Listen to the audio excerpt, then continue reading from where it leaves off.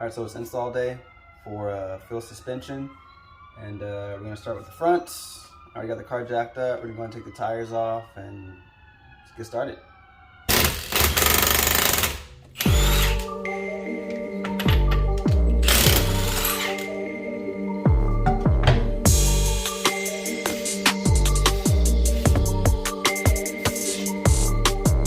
All right, so we got everything disconnected, ABS line and all that from the original strut, and the end links, and we have the bolt taken out here with the knuckle.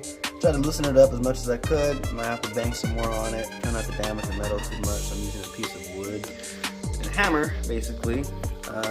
See if that can get that loose. So now we have the wheel hub jacked up. Now we're gonna go ahead and start taking bolts off the top of the strut tower.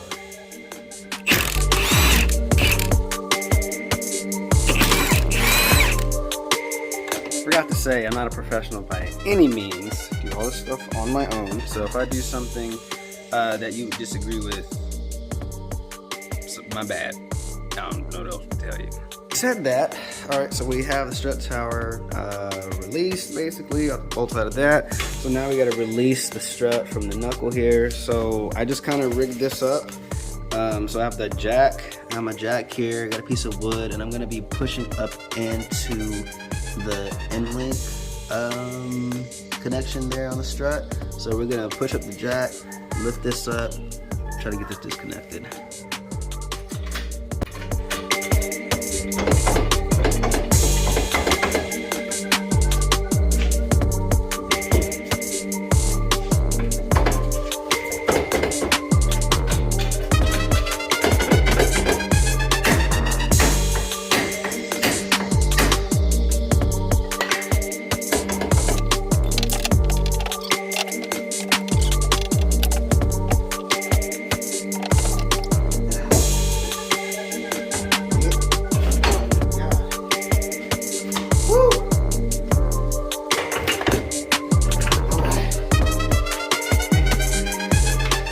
Sucker out, and Feal, I mean, everything that they send, it's you don't need to add anything extra, I think.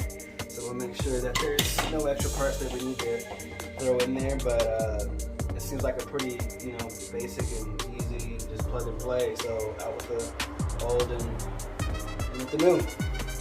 Cool. I'm just now realizing, looking at both of my front coilovers, that one of these tabs is pretty bent up.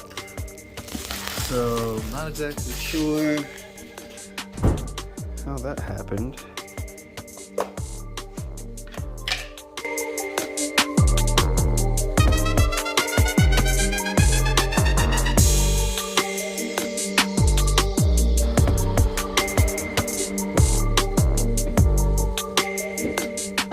So if you look at the top of the coilover, you can see how, waiting for this to clear up a little bit for you. There we go. You can see how like all the edges are not the same length in a sense. So like this side obviously is a little bit longer than the other two on the left and the right. So you gotta make sure that obviously that's lined up, because if not, it's not gonna line up with the holes once you start pushing it in. And yeah, so I figured that out, kind of, sort of. The other part is you still have to make sure there's still some like gapping. If you can kind of spread this out with the knuckle, it'll be a lot easier to get the coilover back into the knuckle groove, or back into the knuckle. So I'm still trying to figure out how can I kind of spread this out some more to get this knuckle to go in a little bit more, even after lubricating it. So yeah, stay tuned. You have to make sure that the alignment is good when you start putting the coilover in to the knuckle. All right, so we got one coilover installed, the right one, about to do the left one right now. Some issues that I ran into, but maybe I'll talk about that later, maybe not. Embarrassing. So this tab was like a little bit bent. I straightened it up. Not sure why it was bent, but it's very crucial because it does need to fit. All right, well, a little over 7 hours later. Just kidding, but no, seriously, it did take me about over 7 hours, only because there's a lot of other stuff going on today at the house. So you know, those are the things that come with being married and being a dad when you want to do car installs. So it is what it is, but this is what we got. So I got the left coilover installed, and it's pretty flush to the knuckle, if you can see it. Everything's pretty good, everything lined up really well. I still gotta tighten this up. Alignment is for sure needed, but you really gotta try to wiggle this coilover into the knuckle, because like you don't want it to end up like this one. So I have to go back and kind of rearrange this one to get it a little bit more flush. So yeah.